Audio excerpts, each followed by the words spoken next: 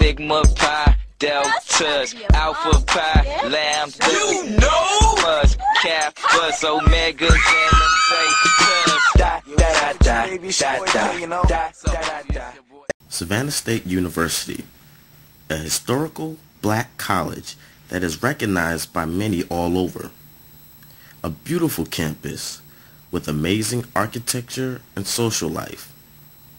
But what's the one thing that stands out at any HBCU? The Greek organizations. The Greek organizations over time have accumulated many stereotypes. But many stereotypes have at least a little truth in them. Is this the case? Is it really 100% in this case? Is it the organization's fault for these stereotypes? Or maybe is it just a misunderstanding? Stereotypes like... Well, I heard that the AKAs were kind of stuck up and prissy. Q-Dogs are nasty. You got Q's, which is the dogs, I guess. Yeah. AKAs, pretty girls, stuck up all the time. They white on the low, by the way. Like the party is nothing big. They don't do community service or anything. Oh yeah, it's like they don't care about anything. For the Kappas, they say them as the, the playboys, the big hoes around the campus. Also heard that the Deltas were the whores of the campus.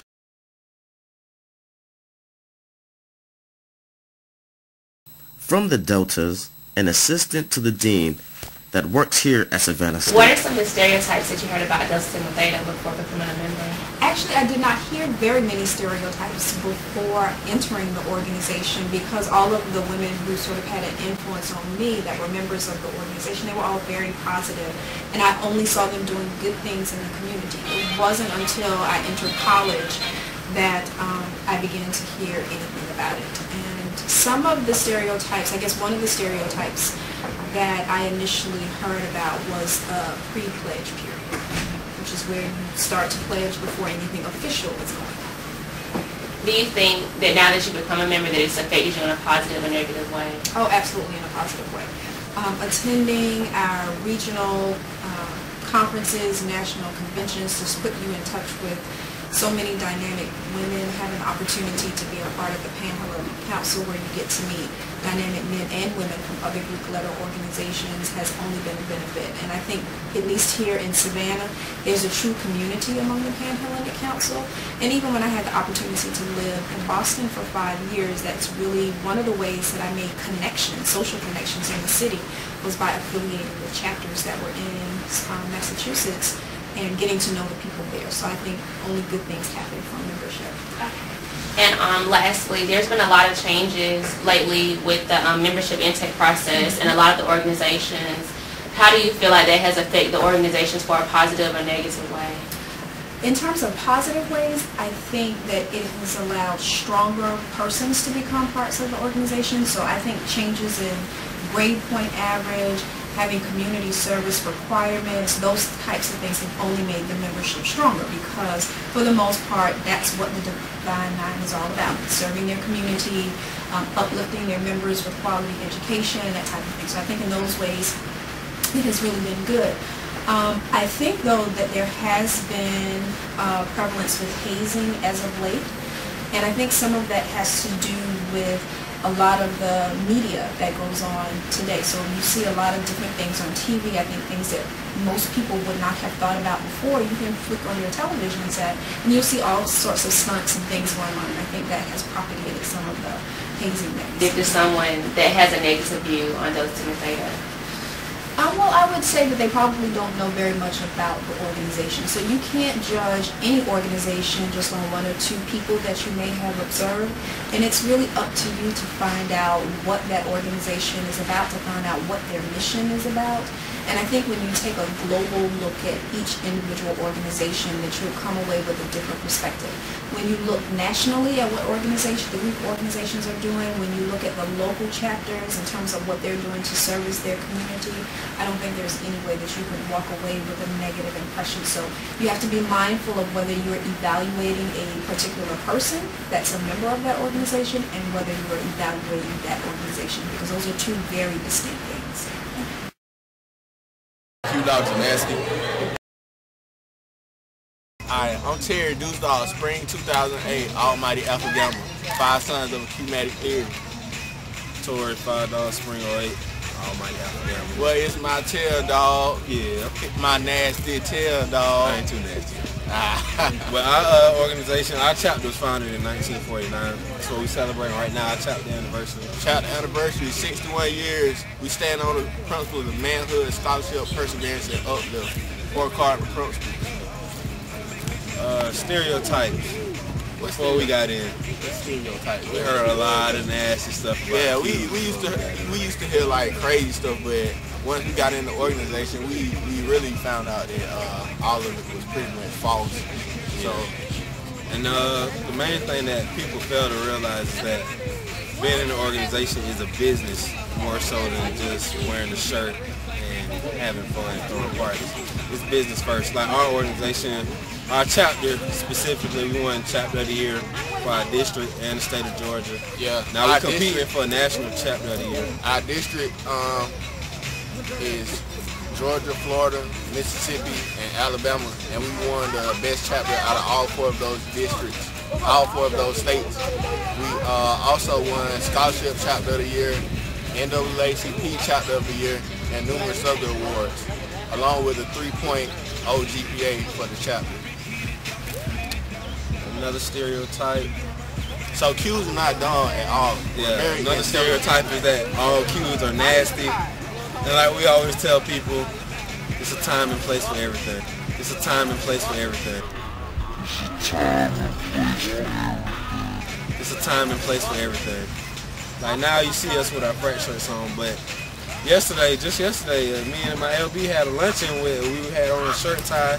We were nominated for community service awards in Savannah for our generous donations and community service around the city of Savannah.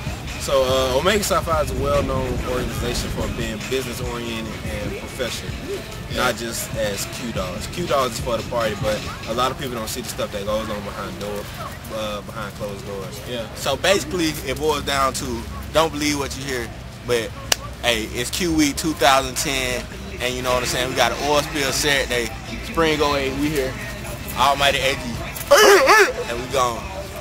We actually found a Q-Dog that was a little different from the other.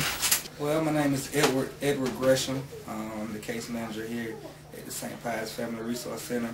I'm a member of Omega Psi Phi Fraternity Incorporated. I crossed Spring 05 at the Alpha Gamma chapter of Omega Psi Phi Fraternity Incorporated at SSU. That's who I am. What were some of the stereotypes that you heard about Omegas before becoming a member?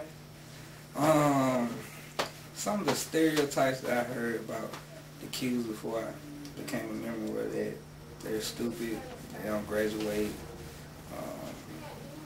they're just wild and crazy, they don't really do anything, it's not a real fraternity. I heard a couple of negative things. They're nasty, you know, they promiscuous, dog women out, a lot of stereotypes, a lot of bad stereotypes, to say the least. Okay. What have you seen as far as since you became a member? Do you think some of those stereotypes are true, or do you think it's a negative just upon the organization? Well, the bros they are a little wild, they are crazy. We have a good time, but the stereotypes about us being stupid are extremely false. When I was on the yard, we had the highest GPA on the yard for at least 3 years. From 05 to 08, we had, 05 to 08, we had the highest GPA on the yard. The Alpha Gamma chapter at Savannah State has won Chapter of the Year for the state, the district, which is 4 states, Mississippi, Alabama, Georgia, and Florida. We were Chapter of the Year out of all those states, out of all the chapters there. And we also been up for running for a Chapter of the Year for our national fraternity. For us, it's not graduating. Everybody on my line has graduated. That's one of the things that, especially the older brothers in the chapter, promote. You're gonna graduate. You need to stay in school. You need to get out of school in the time of fashion.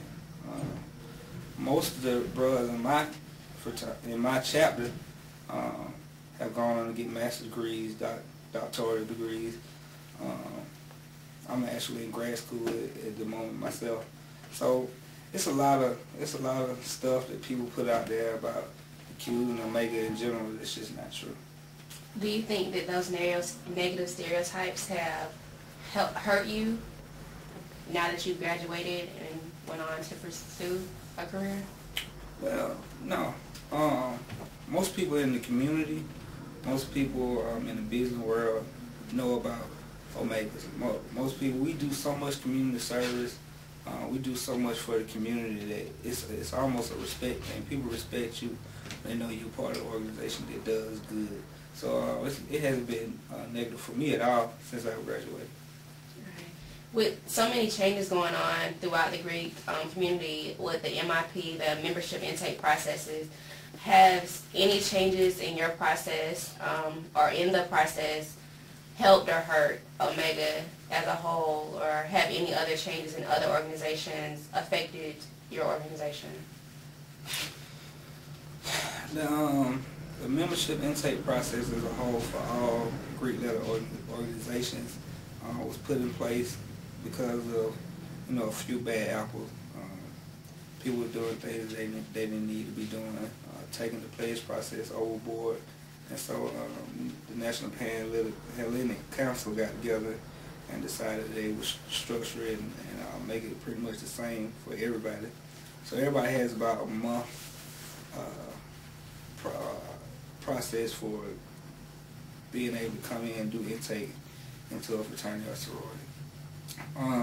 With that being said, a month is not really a lot of time.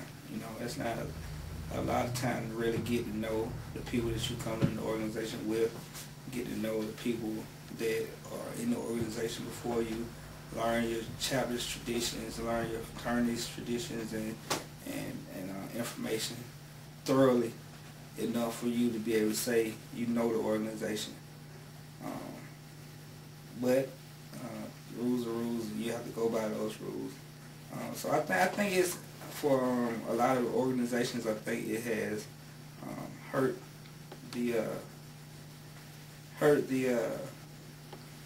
some of the organizations because the time frame and the bonds that you build in the traditional pledge process. Let's say post 90, they don't really have that right now. So they kind of hurt it, but at the same time, it keeps things structured where people don't go overboard without doing things they don't do.